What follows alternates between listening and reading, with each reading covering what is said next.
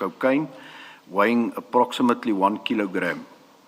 I think it was supposed to read 1 kilogram each.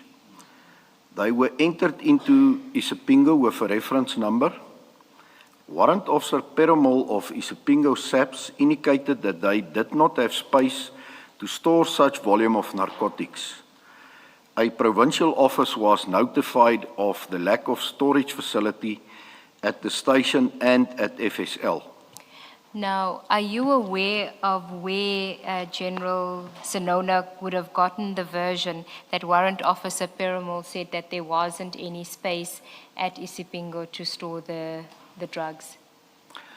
Commissioners, I don't know for a fact, but it can only be from his subordinates that were either at the scene or overseeing, so either within the provincial structure or from Colonel Jacob and his team. I did refer you earlier on, in your evidence that Colonel Jacob's version is in fact that he never engaged Warrant Officer Perumal about the capacity. If you look at what you say in 52, in fact, he says, Colonel Jacob says that he was Warrant Officer Perumal was never asked if there was capacity to store the exhibits at Isipingo. According to Colonel Jacob, Isipingo was not considered because it is well known that Isipingo is a smaller police station and is in a high-risk area. So on Colonel Jacob's own version, he never engaged with Warrant Officer Perumal about whether there was capacity or not. He's going off the basis that it is well known that Isipingo doesn't have capacity. That's correct, Commissioners. He basically confirms what Perumal has said, that Perumal was not engaged. And could you find any statement in the docket, which is obviously not before us for various reasons, but could you find any statement in the docket where Warrant Officer Perumal says that he said there was no capacity? There's no such statement, Commissioners. Thank you. Thank you, General. And then at 2.2.6 on page 115, if you could just read that. The Provincial Commander for Serious Organised Crime indicated that the DPCI Port Shepstone Soccer Unit premises can be utilized to store the said exhibits. This location has been used to store drug exhibits previously, and it has 2 strong rooms. And who would the Provincial Commander of SOC be there in this? It is Brigadier Newswa, Commissioners.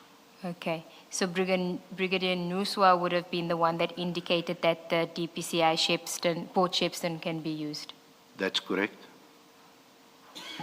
And do you have any knowledge of whether that facility had been previously used to store drugs?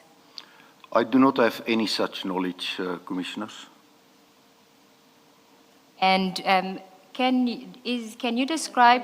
Can I just understand the answer? What does it mean? Is it that you personally are not aware, or you know it's never been used for that? No, it's about my own personal knowledge, Commissioners. Yeah. Thank you, Chairman. In this paragraph 2.2.6, where these drugs, the drugs was going to be stored in one of these strong rooms. Is there a difference between that strong room and the safes that are used at police stations? Well, I do not know what is what was the position in relation to the safe at Port Shepstone or the walk-in, the strong rooms as it's referred to. But in terms of at police stations, the walk-in safes has to comply to certain standards in terms of the thickness of the walls, for instance, how it is additionally safeguarded, as well as the doors, the quality of the door, the type of locks that's being used, etc. So there's specific standards to it, but I cannot comment to the standard of the strong rooms in Port Shepstone. And in so far as security is concerned? At Port Shepstone, indeed inferior to at the police station, because police stations are manned 24 hours per day. So there's at all material times armed police officers on duty at the police station, which was not the case at Port Shepstone at this But General, facility. what do you do if what Colonel Jacob says is correct, that the police station at Ispingo is a smaller police station and is in a high-risk area? Would you still insist that these exhibits should have been stored there? Commissioner, further in my evidence, I will prove why it was supposed to be kept at Isipingo. But if there was, for instance, a fear of perhaps a theft at Isipingo, there was all other alternatives readily available. Okay. Thank you, General. Then at 2.2.7, could you read that? The exhibits were then transported to Port Shepstone DPCI offices under armed escort from POP tracking team members who are seconded to Durban Serious Organised Crime Investigation. The unit commander of the DPCI Soki, Lieutenant Colonel Prinsloo, was informed about the arrangement and allowed members to utilize a strong room to store the exhibits. General, this is of course a recordal of what General Senona had reported to General Mosekedi as the factual report.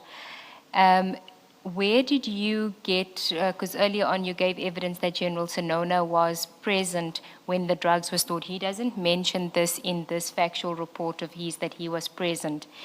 There's only mention about the unit commander, Lieutenant Colonel Prinsloo, was informed about the arrangement and allowed the members to utilize the room, but we don't actually get anything as to whether General Senona was there. How do you know that he was there? Commissioners, that information is sourced from the case docket. So there are witnesses or a witness that says he was there? Indeed, Commissioners. And presumably those witnesses would be the people that were present, either would be police officers. Indeed, Commissioners. And then if I could ask you to... Oh, just before that, General, the drugs that had been stored at Isipingo 16 months previously, what were those? What type of drugs were those? Just remind me, I know it is somewhere here. The drugs that were stolen, Stored, The 547 the 547 in February kg. 2020. that The was 547. Mandrax, Commissioners. Mandrax. I'm asking At that. Isipingo. Yes, I'm asking that because the kilograms may not necessarily be the determinant with regard to the space needed for storage. Take Dhaka for example. 547 or 541 kgs of Dhaka would take much more space than 541 kgs of cocaine. I'm not an expert in cocaine, but I think that's the situation. I would be surprised if you were to say I'm wrong on that. Do you get my drift? Yes, your observation is spot on, Chairperson. Yes. Can you relate that then yes, to Mandrax and cocaine? Yeah, Mandrax basically is tablets. So it's also compressed into tablets and then packaged predominantly in 1,000 tablets per package, Yes. packages. Oh, So yes. I'm of the view that obviously depending on space, but it's more or less the same volume All right. that it will take up, whether it's cocaine or Mandrax, of more or less the same mass. Well, that answers my question. Thank you very much. Thank you. Yes, Thank you, ma'am. Chair. Then, General, if you can read 2.2.9 into the record. Samples were taken and forwarded to the FSL on 2021-07-05 for analysis. The analysis report is still awaited. Now, this report the information note was 2021, November 2021, was prepared in November 2021. We are now in 2026. Do you know if that analysis report is available now? Commissioners, there was never a report issued by the Forensic Science Laboratory in Amanzimtoti due to flooding of the premises, where all the exhibits, or some exhibits, inclusive of this exhibits, were contaminated as a result of the flooding. So that basically nullified the prospects of obtaining a report there, and no report was issued as such. And when did that flood occur? There was multiple floods over the years, Commissioners. I'm not sure of the exact date of the flooding that caused this exhibits not to be in a position to be examined. But do you know if by November 2021, when the theft occurred, the flood had already occurred then? That's correct. It had occurred? That's correct. Okay.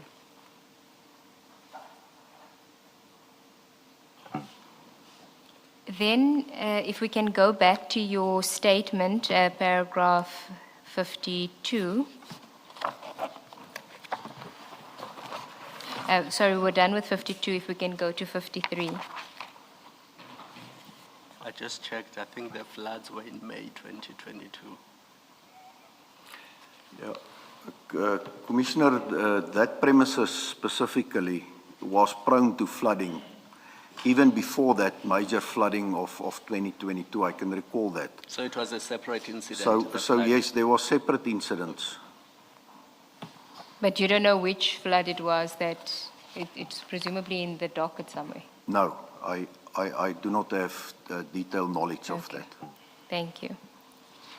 Paragraph 53.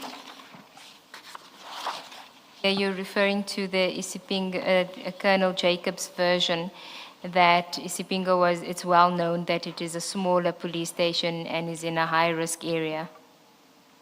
That's correct. So you can read 53?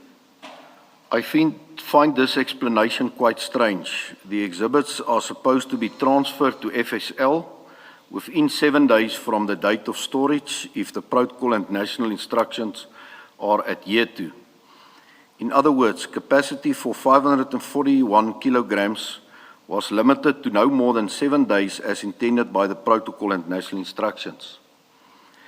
I referred earlier to 547 kilograms of mandrax seized in 2020.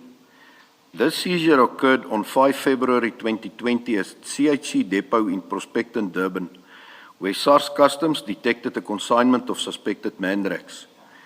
The exhibit's 547 kilograms were booked in at Isipingo SAPS and kept in the armory, the same police station that apparently is known not to have capacity. The exhibits were submitted to the Forensic Science Laboratory on 12 November 2021. If Isipingo SAPS could store 547 kilograms in February 2020, it is unclear why the 541 kilograms of cocaine could not be stored at Isipingo 16 months later. And then over the page, paragraph 54. If the concerns regarding Isipingo's capacity and risk profile were considerations in the decision to store the seized cocaine elsewhere, it is unclear why the cocaine was not stored at the police station closer to Isipingo. The 4 closest police stations to the Durban Harbour are Isipingo, Maiden Wharf, Brighton Beach, and Umbilu.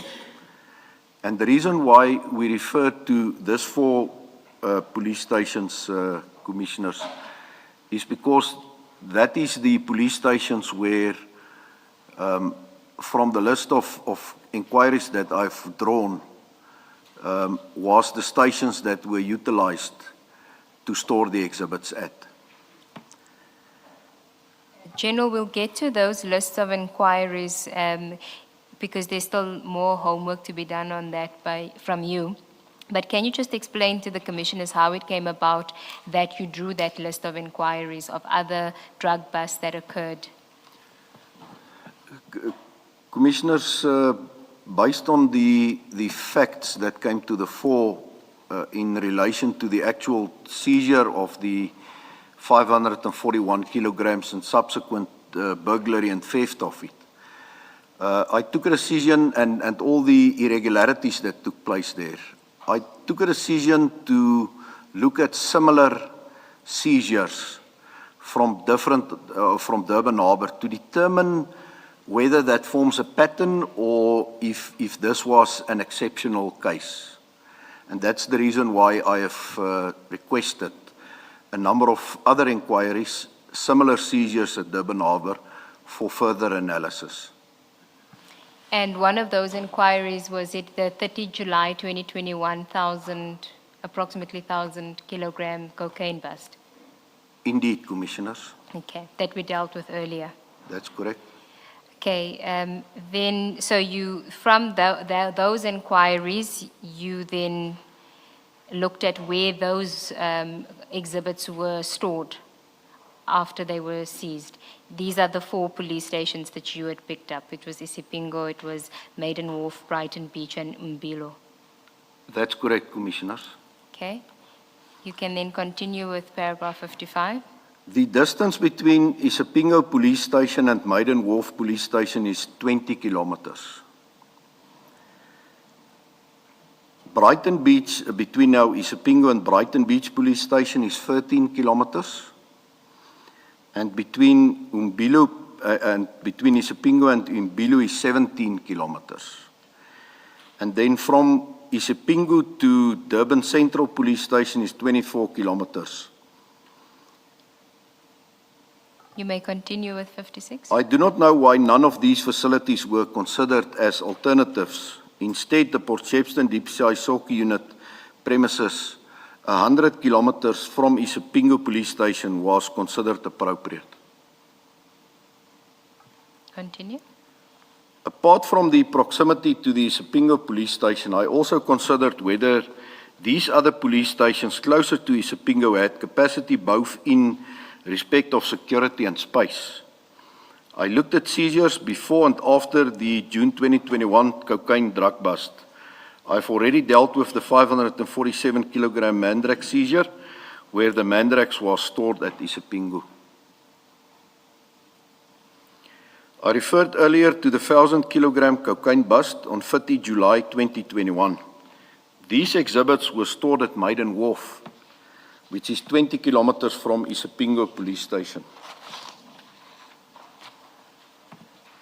Another example relates to the seizure on 16 February 2022, where DPCI members of Durban Serious Organised Crime Investigation Unit, in conjunction with Crime Intelligence, seized 550 kilograms of cocaine at Manuchar warehouse. The cocaine was hidden in the cargo in a shipment container. The container originated from the port of Santos in Brazil. The crime scene was properly dealt with in terms of crime scene management principles. The exhibits were photographed and sealed in forensic evidence bags. The exhibits were booked in at Umbilo SAPS and submitted to the Forensic Science Laboratory on 24 February 2022. Thank you, General. Then, if we can move to the next topic, which is the theft of the seized cocaine from DPCI Port Shepstone premises. Paragraph. Maybe before you do that, General, has there been instances where drugs that were seized were kept at the Port Shepstone offices? Commissioner, as I testified, I am not aware of any such, except for what I've seen at the commission over TV, that apparently there was consignments of, or a consignment kept in that SAP 13 facility. But from my own knowledge, I cannot confirm that. Thank you. I think, General, when we asked General Senona why he considered this facility safe, he gave that evidence and said because in the past they had stored drugs at the facility. Although I think there were 2 incidents in 2018 where there was theft or some other thing. But he said because in the 3 years prior there had been no incident, he was satisfied that, you know, the facility was safe to store these drugs. Commissioners, I will still get to that point, but I do not agree with General Senona. All right. Okay, before you go to the next section, in paragraphs 54, 55, and 57, you seem to be implying, without saying it, that there were improper motives for sending these drugs to the DPCI facility in Port Shepstone, because you are suggesting that there were other more suitable facilities, so you don't know why these drugs were not stored there.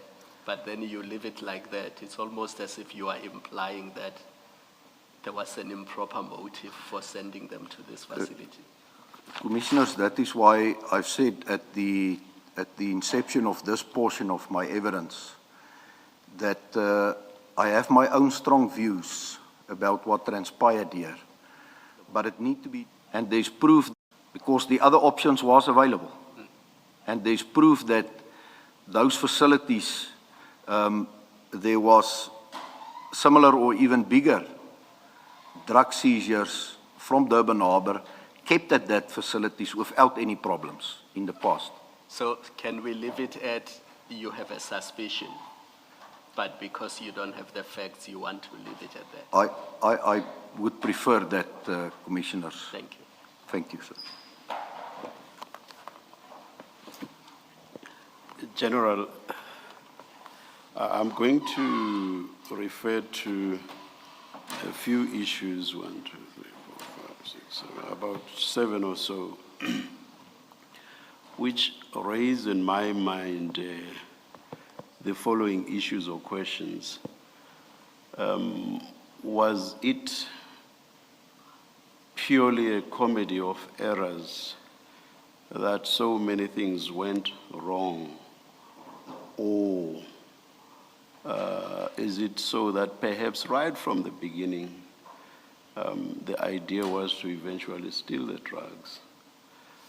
Let me raise this. The evidence has touched on them already, but I just want to put them together to show that it's quite difficult to believe that in one case there would have been such a comedy of errors. The scene right at the beginning, the crime scene, as you gave details, was handled improperly or not according to prescripts. That's number one. Number two, although 16 months previously, 547 kilograms of Mandrex had been stored at Isipingo, all of a sudden 541 kgs of cocaine could not be stored there. Number three, as a result, the cocaine was taken to 8 DPCI storage in Port Shepstone. Number four, the cocaine was not stored at the Maiden Wharf, at Brighton Beach, at Umbilo, or at Durban Central, the furthest of which is Durban Central, is only 24 kilometers from Isipingo. Fifth, there is no explanation why the Port Shepstone storage, which is 100 kilometers from Isipingo, was chosen. And sixth, on your evidence, General Senona did not follow the prescripts with regard to the handling of keys. Remember what you said about the custodian. So it's in that context that I say General Senona did not follow the prescripts with regard to the handling of keys. That's a long line of steps right from the crime scene, the very first involvement of the police. They handled the scene wrongly. And from that point on, all the way to the storage in Potchefstroom, everything is going wrong. And the culmination is the theft of the cocaine. Could this have merely been a comedy of errors, or was there something more? Please express a view if you can or you are willing to. Commissioners, I'm of the view that it's no coincidence and that the sequence of events is indeed, I would just want to get the correct word, it's by design, if I can perhaps word it as such. In fact, I could even add no CCTV cameras, no 24-hour guards, and even if ordinarily they did not have those, but now that they have this much cocaine valued at the amount that it was, and perhaps the value did not matter much, this was a serious offense in and of itself. So that's 7 and 8 of the several factors. Please continue, General. General, do you still want to finalize your answer to the chair? You said it's by design. There are, of course, further factors that will add to the chair's list. So maybe you want to reserve. No, I'll maintain with that statement. Thank you, Commissioners. He says that he believes that it was by design, Chair. I don't know And if you that it heard was no coincidence. Thank you, thank you. Thank you, General. So perhaps then let's add to the chair's list. At paragraph 60, we deal with the theft. During the period 6 to 8 November 2021, the 541 kilograms of cocaine seized on 22 June 2021 was stolen from the DPCI Potchefstroom strong room with the use of a grinder to gain entry. It is unclear when the theft occurred because the alarm system that was fitted at the premises was not properly working. In addition, there was no armed response services because the contract with the private security company was not renewed, having expired on 31 March 2020. The alarm was also not maintained. And what I mean with... In fact, General, we can't even tell that the drugs were stolen after the metal gate or whatever had been cut. Who knows that a key was used to open, take out the drugs nicely, close, and then saw off just for the pretense that there was that kind of break-in. It's pure speculation. Maybe I should not bother you, but it's not beyond the realm of possibility, not with everything that happened here. Please continue, General. Thank you, General, do you just want to explain the part about the alarm was also not maintained? Yeah, the importance of that, Commissioners, is that during that time we were suffering of load shedding. So it meant that after a series of load shedding, the alarm, when the electricity came back, would not automatically reset. It had to be done manually. And what is the relevance of that insofar as the theft is concerned, that's 6, 7, and 8? Was there load shedding? There was indeed load shedding during that period, Commissioners. Thank you, General. General, then if you can deal with paragraph 61, which I think 61 and 62, which you say is for you one of very strong indicators of these events being by design. Can you just deal with 61? It is of concern that 4 months after the seizure, the cocaine had not been transferred to FSL As stated earlier, the exhibits must be transferred to FSL immediately but not later than 7 working days in exceptional circumstances.